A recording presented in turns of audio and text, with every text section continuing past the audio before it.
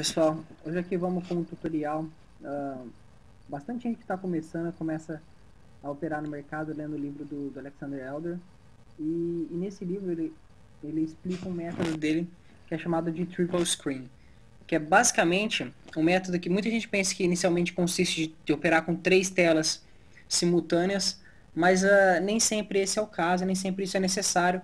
Vou mostrar aqui como que, assim, eu aplicava, não aplico mais, mas como que eu aplicava o Triple Screen com 2 telas somente, porque não precisa de mais. Então, o que a gente tem, primeiro, a ideia do método é sempre essa. A ideia é interessante.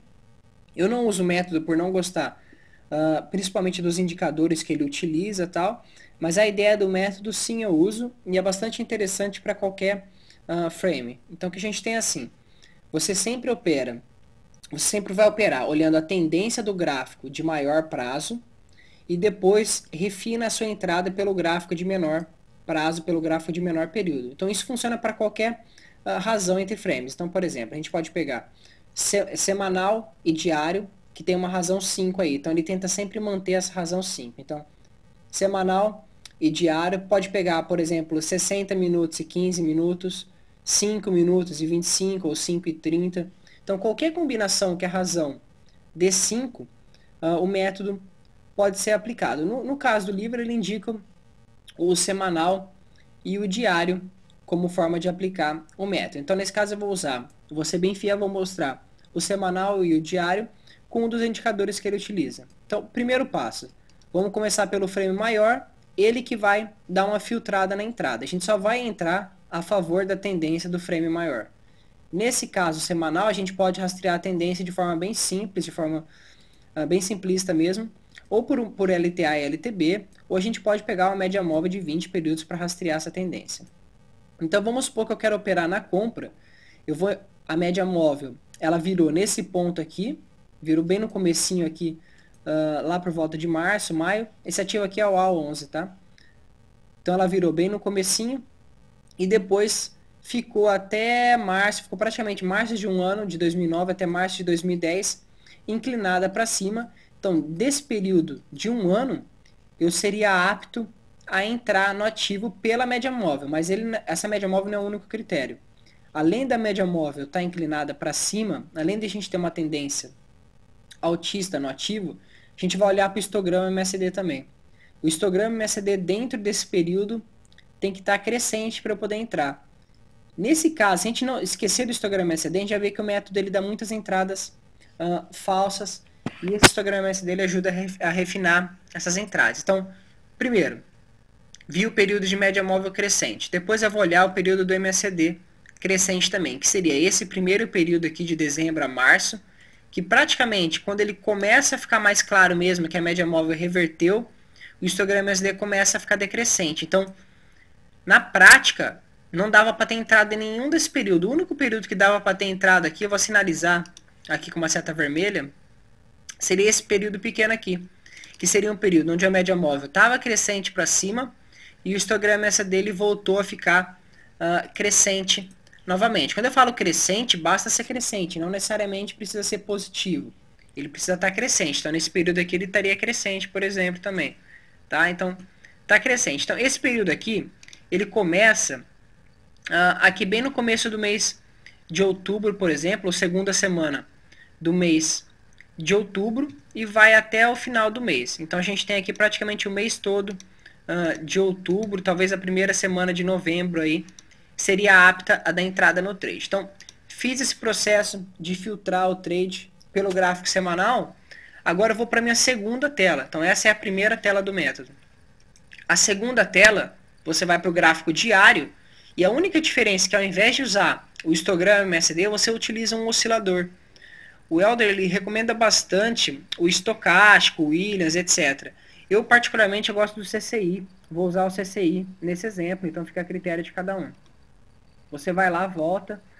Agora você vai lá no gráfico diário. Então a gente estava olhando o gráfico semanal. Agora eu vou para a minha tela 2, que é essa aqui, olhando o gráfico diário. O período que eu tinha falado, lembra qual que era? Era o começo de outubro. Então vamos só mostrar aqui para vocês.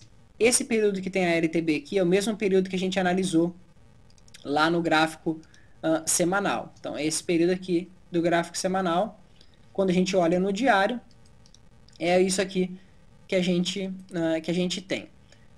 Mas a gente viu que dentro daquela LTA toda que eu tracei no semanal, a única que servia, que ficava interessante mesmo pra gente, seria o período de outubro. Começo de outubro, primeira semana de novembro. Então a gente tem... Aqui, deixa eu ver só um negócio. Eu já fiz isso, agora eu acabei esquecendo. Para inserir o gráfico semanal junto com o diário aqui. Bom, deixa assim mesmo, deixa do jeito que tá. Por qualquer dúvida também vocês podem sempre perguntar pelo tópico lá. Então, vamos olhar aqui essa primeira semana de outubro, ó. Como que eu vou entrar pelo diário e refinar minha entrada pelo diário? Eu vou entrar assim. O diário, a média móvel de 20, pode estar decrescente. Porque a ideia é pegar quando o ativo está corrigindo no diário, mas a tendência está altista no semanal. Então, com essa ideia na cabeça, eu vou começar a analisar desde o começo de outubro até o final de outubro, primeira semana de novembro, que é o período no semanal que a gente tinha visto, por oportunidades na compra pelo CCI. Como assim? Quando o CCI sair da região de sobrevenda cruzando para cima, ou quando ele estiver bastante sobrevendido, a gente tem uma oportunidade boa para compra. Então, duas oportunidades que poderiam ter. Se você fosse mais agressivo, você poderia entrar bem no fundão aqui, quando o CCI estava bastante sobrevendido, nesse ponto aqui, isso tudo em outubro. Ou se você fosse mais prudente, você poderia esperar o CCI cruzar a região de sobrecompra que foi nessa segunda seta vermelha aqui. Então, cruzou a região de sobrecompra no gráfico diário, dado que no semanal nós filtramos pelo MACD e pela média móvel de 20, a gente tem a compra acionada. Essa é a segunda tela do trade, que é o gráfico diário. E por que chama triple screen? Qual que é a terceira tela dele? A terceira tela, na verdade, é uma tela virtual. Ela não necessariamente é uma tela que você precisa olhar para o gráfico. Por quê? A terceira tela é o método de entrada. Dado que o MACD no semanal acionou compra, o CCI no diário acionou compra, nós vamos entrar assim que a máxima do dia anterior for rompida. Então, nesse candle verde aqui, como vocês podem ver, a gente teve esse critério. A gente teve a máxima, esse candle verde que está assinalado aqui. A gente teve a máxima do dia anterior rompida, e nesse ponto eu acionei minha compra. E como que você vai posicionando? Ou você poderia ter comprado também no dia seguinte e tal.